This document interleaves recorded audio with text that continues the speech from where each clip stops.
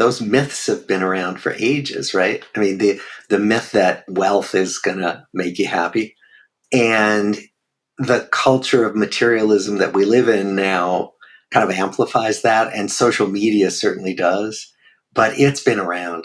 And now there've been, some decent studies. One famous one you may know about, where they looked at how much happiness increases as your income goes up. Yeah, that's the study by Deaton and Kahneman, I think it is. Yeah. And their estimate, it was a few years ago, was $75,000 a year annual income was about the threshold that before you get to that, you're meeting your basic material needs. And so happiness really does go up the more money you make until you get there. And then once you get beyond that, once your material needs are met, your happiness doesn't go up very much at all. So, difference between 75,000 and 75 million isn't nearly as great as we would imagine it to be. Yeah.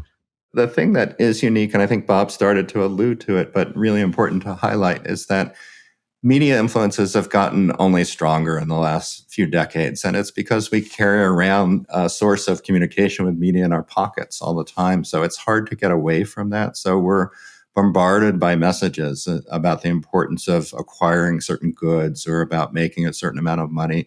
And I think it's become harder to get away from those messages than it has been in the past. It's not just a matter of turning off the television anymore, because of the ubiquity of the technologies that deliver those messages. So it's harder. That message has been around for a while, but I think it's just more present in our lives. Yeah. It amplifies the culture of fame, the fascination with influencers. Media influencers are so much more present in daily life now because of these little devices we got in our pockets. So there are people who are just famous for being famous. That wasn't so much a thing 30, 40 years ago. Yeah. So now many, many young people think that's what they want. That's what's going to let them have a good life if they're famous. Yeah, you cite a 2007 survey in which millennials were asked about their most important life goals. 76% said that becoming rich was their number one goal. 50% said a major goal was to become famous. Remarkable data there. Well, the other thing we find is that having at least one really close relationship seems to be essential to well-being. Some people don't need a lot of relationships, but they may need at least one or two. We ask people, who could you call in the middle of the night if you were sick or scared? And most of our folks could list several people, but some people couldn't list anybody. And some of the people who couldn't list anybody were married. So what we think is essential is to have at least one person in the world who would have your back if you were in trouble. We think of that as a relationship that is securely attached in the psychological terminology. And it just means feeling that someone is there for you to depend on, and ideally they can depend on you as well. That kind of mutual secure relationship goes a long way to alleviating stress and preventing the worst effects of loneliness that Mark was talking about. So I can imagine, and I've even heard from some folks who will react negatively to even questions about what it means to live a good life as a sort of elitist pursuit. And I suppose at one level it's true, right? If your daily basic needs are not met and you're facing extreme poverty, these sets of questions that we're asking are from a place of some privilege. But I also find it striking that one of the things that you're doing in this study, in your particular study, is that you're looking at people who have immense social privilege and those who do not. And you're saying you're finding kind of the same thing across those demographics. So would you give us a little more commentary on that? I think that's right. And you're really pointing to something that's so important. So the study in the 1930s included these two very distinct groups. Almost 2/3 of the participants were these boys that were growing up in very challenging circumstances in Boston. They tended to be kids that grew up in immigrant families, living in tenement buildings, sort of squeezed in with their large families.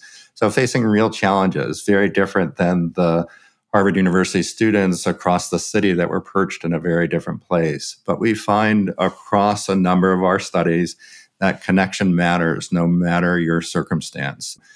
It's not to say that other things are unimportant. So Bob talked about the importance of meeting your material needs. So, not having a basic income, not having access to healthcare, all of those things are important. And if we look even within our sample, the average age of death, there's a difference between those two cohorts. On average, the college participants lived almost 10 years longer than the inner city participants. So it's not that there are no disparities that are related to privilege and wealth and the kinds of benefits that we talk about. But the importance of connections is true in both of those contexts of people growing up. And if we look at other studies, we find the same thing, that social connection makes it less likely that you're going to get disease and more likely that you will live longer. Other surprises that you've discovered looking at two such fundamentally different demographics? Well, one was about the value of education. So our inner city young men, almost none of them went to college, but 25 of them actually graduated from college out of 456. And those 25 young men lived just as long on average as the Harvard men. So that extra 10 years, those 25 men got the same longevity boost.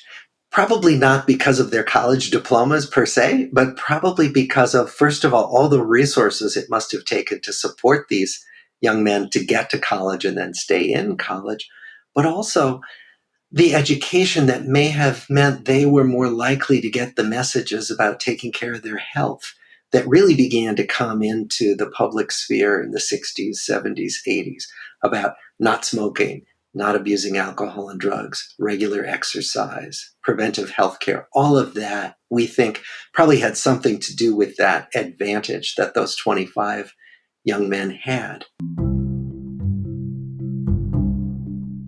So I can imagine some folks listening and perhaps thinking, well, this is all fine and good, but too many adverse childhood experiences, or I'm too old, or too much has happened and I'm too far down the road with too many broken relationships. What would be kind of some encouragement, challenge, suggestions for those who might be listening to this and finding that sort of reaction come up in themselves?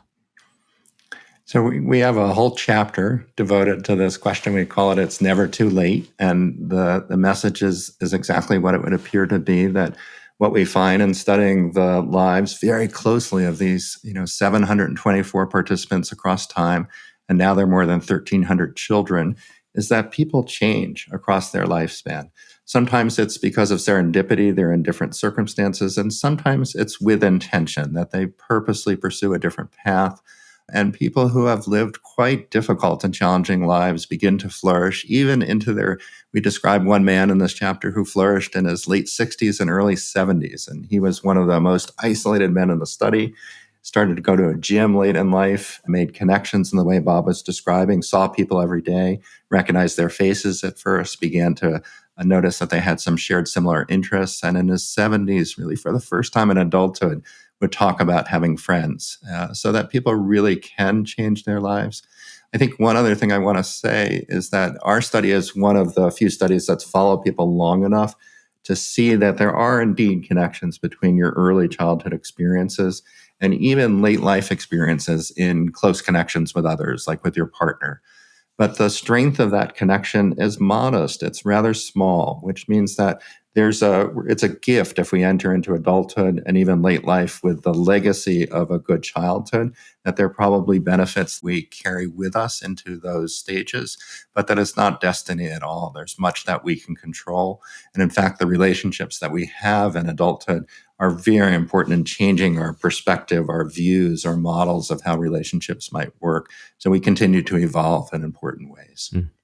Bob, your thought on that? Well, yeah, I mean, many people assume they know what's going to happen. So some people, even in their 20s, have said, it's too late for me. I'm no good at relationships. It's never going to happen. It's over. But think, if any one of us can think back on all the things that happened that we never imagined would have happened. And that's what we see in following all these lives, that surprises are coming, our way all the time, and that things we're sure of about the future turn out not to be true. And that's really important for people to hold on to as a mindset when they're so sure that good connections aren't going to happen in their lives. That's just not the truth when you follow these thousands of lives across time.